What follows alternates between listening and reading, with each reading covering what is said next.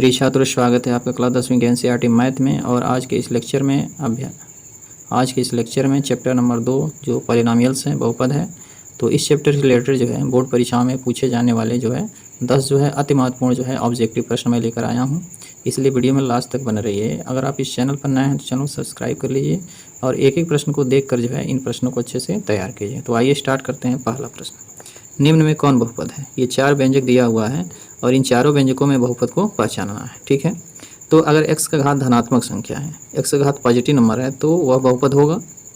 और x का घात अगर ऋणात्मक संख्या है, अर्थात का जो पावर है या तो माइनस हो, -2, -3, ऋणात्मक संख्या हो या फ्रैक्शनल हो, बटा में हो, तो यह बहुपद नहीं होगा। ठीक है, तो इस ऑप्शन में आप देख लीजिए 4 ऑप्शन दिया हुआ है। तो x का घात 2 है, x का घात 2 है, x का घात 3 है।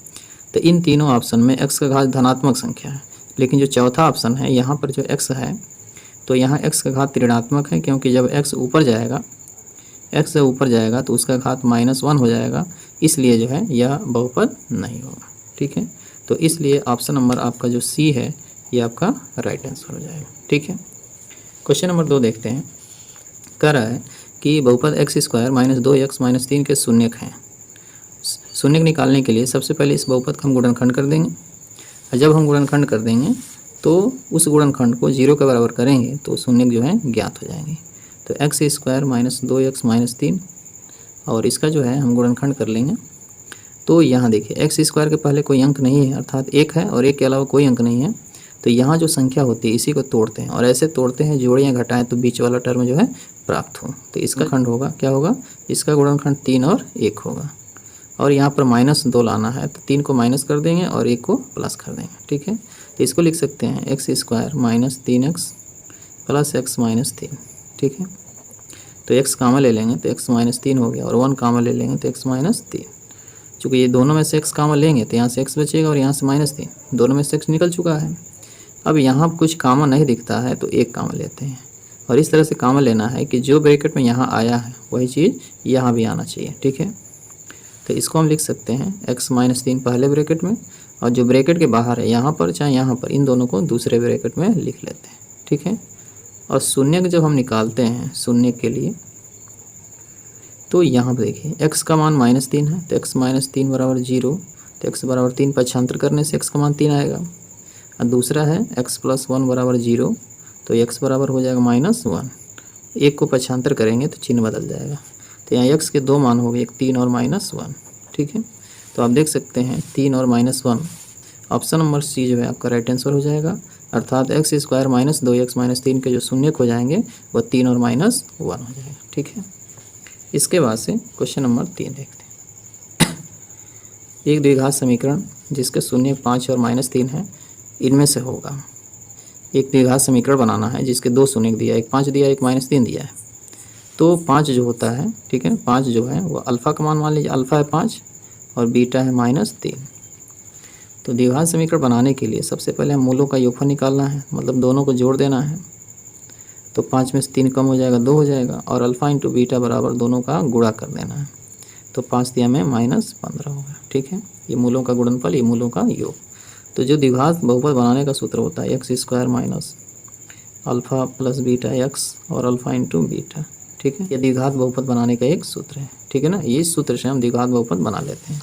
तो यहाँ पर आप देख सकते हैं कि x² और मूलों का योग कितना है? 2 है। तो यहाँ देखिए 2x और प्लस मूलों का गुणनफल, चूँकि मूलों का गुणनफल माइनस के साथ है तो जब यहाँ पर रखेंगे मान तो यह जो प्लस है उस माइनस की वजह से माइनस हो जाएगा, अर्थात -15 हो जाएगा।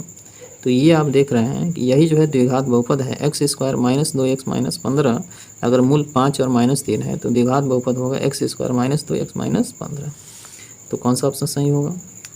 आपका ऑप्शन नंबर सी आपका राइट आंसर हो जाएगा। ठीक है, इसके बाद से क्वेश्चन नंबर 5 देखते हैं। इसके बाद से क्वेश्चन नंबर 4 देखते हैं। एक द्विघात बहुपद के अधिक से अधिक शून्यकों की संख्या होगी। कोई भी एक द्विघात बहुपद है उसके अधिक से अधिक कितने शून्यक होंगे? 2 होंगे। चूँकि द्विघात है अर्थात x की जो जितनी घात होगी, x की घात अगर 1 है, x की घात 4 है ना, x की घात अगर 2 है तो 2 शून्यक होंगे, x की घात 3 है तो 3 शून्यक होंगे, x की घात 1 है तो 1 शून्यक होंगे, x की घात 4 है तो 4 शून्यक होंगे। तो शून्यकों की संख्या निर्भर करती है x की घात पर।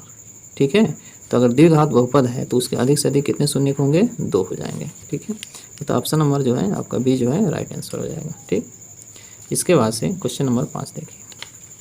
क्वेश्चन नंबर 5 में ये कह रहा है कि यम का वह मान ज्ञात कीजिए जिसके लिए 4x² माइनस 6x माइनस यम x माइनस 3 से पूर्णतया विभाज्य है। ठीक है, तो कोई भी व्यंजक अगर दूसरे व्यंजक से विभाज्य होगा तो शेषफल क्या हो जाएगा, 0 हो जाएगा। शेषफल क्या होगा, 0। तो x माइनस 3 से विभाज्य है, तो x माइनस 3 को हम 0 कर लेंगे और यह x बराबर यहाँ से 3 प्राप्त हो जाएगा माइनस 3 को पक्षांतर करने से। तो यह जो x बराबर जो 3 आया है, इस मान को जो यहाँ पर बहुपद दिया हुआ उसी में रख देंगे और 0 के बराबर कर लेंगे। तो 4x², ठीक है ना, माइनस 6x माइनस m बराबर क्या कर लेंगे, 0, क्योंकि शेषफल क्या है, 0 है। और जहाँ पर x है वहाँ 3 रख दीजिए। तो 4, 3 का स्क्वायर माइनस 6 × 3 माइनस m बराबर 0। तो 4 × 9 और 36 18 माइनस m बराबर 0। तो 9 × 4 36 माइनस 18 माइनस m बराबर 0। 36 में से 18 घटेगा तो 18 ही मिलेगा, माइनस m बराबर 0। तो यहाँ से 18 इधर लिख देंगे और इधर m लिख देंगे, तो m का मान हो जाएगा 18। ठीक है, तो ऑप्शन नंबर जो है आपका ए जो है राइट आंसर हो जाएगा 18। अर्थात अगर कोई संख्या दूसरी संख्या से पूर्णतः विभाज्य है तो शेषफल 0 होगा, और जो यह मान दिया है उस मान को हम 0 के बराबर कर लेते हैं, और 0 के बराबर करने के बाद से जो आएगा तो वही मान जो है व्यंजक में रखेंगे और व्यंजक में रखकर जो है यहाँ 0 करेंगे, और इसको हल करने के बाद से जो मान आएगा वही आपका राइट आंसर हो जाएगा। अब आते हैं क्वेश्चन नंबर 6 में।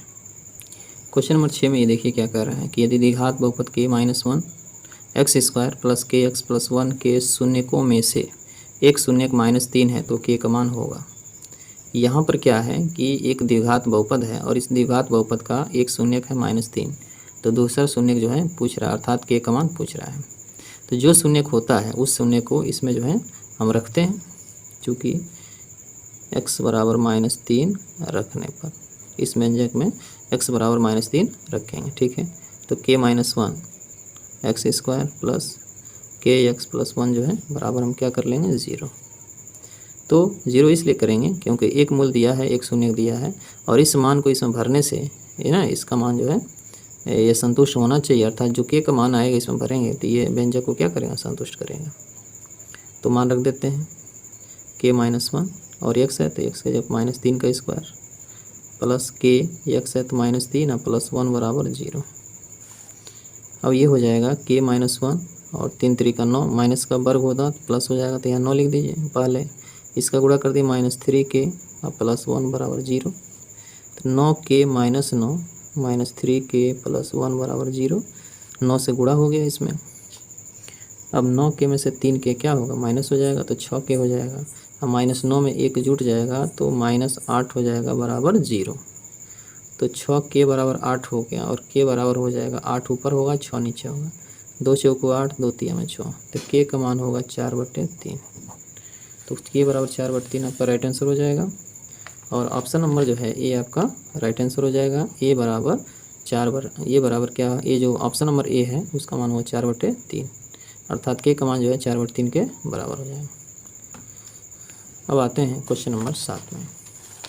क्वेश्चन नंबर 7 में ग्राफ दिया हुआ है, और इस ग्राफ के आधार पर जो है ये बहुपद का ही ग्राफ है, द्विघात बहुपद का ग्राफ है, और इस ग्राफ के आधार पर जो है हमें इस प्रश्न का उत्तर देना है। तो निम्न आलेख में से कौन द्विघात बहुपद का आलेख नहीं है। इसमें जो है 4 आलेख दिया हुआ है और चारों आलेखों में से हमें पहचानना है कि कौन सा है द्विघात बहुपद का आलेख नहीं है। ठीक है, तो ये जो अक्ष होता है ये y एक्सिस होता है, ये x एक्सिस होता है, और कोई भी परवलय x एक्सिस को जिन दो बिंदुओं पर काटेगा तो उसके 2 शून्यक होंगे, अर्थात यह एक द्विघात बहुपद हो जाएगा। यहाँ देखिए, अगर कोई परवलय है जो x अक्ष को काट रहा है एक बिंदु पर, तो यह भी एक द्विघात बहुपद होगा, लेकिन इसमें जो है